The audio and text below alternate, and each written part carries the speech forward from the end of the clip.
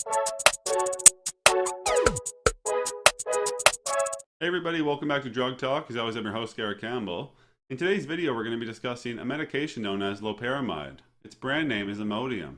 And before I talk about the medication itself, just keep in mind that this channel is for information purposes only and not to be used as a source for recommendations for your personal health care.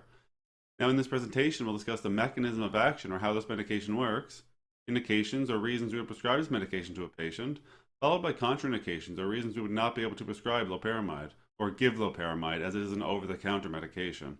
We'll also discuss examples of dosing and then finish it off with side effects with percentages.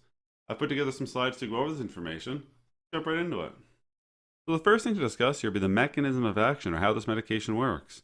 So loperamide hydrochloride exerts antidiarrheal activity by prolonging gastrointestinal transit time.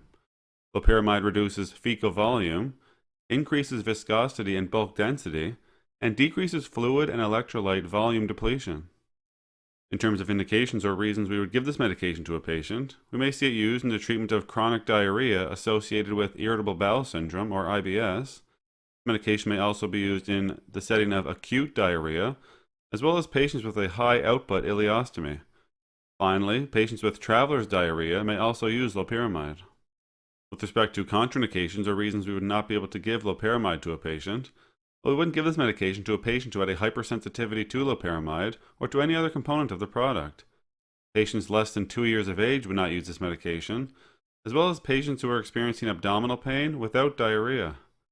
Patients with bacterial enterocolitis caused by an invasive organism would not use loperamide, and neither would patients with pseudomembranous colitis.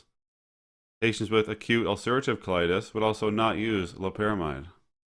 Now for dosing with loperamide, so in the treatment of acute diarrhea, we may see 4 milligrams orally initially, followed by 2 milligrams after each loose bowel movement. The maximum dose in this setting would be 16 milligrams per day. In the treatment of a high output ileostomy, we may see 4 milligrams twice daily for 4 days, and then the patient may increase to 12 milligrams daily for 3 days. In traveler's diarrhea, we may see 4 milligrams orally, followed by 2 milligrams after each loose bowel movement, similar to acute diarrhea.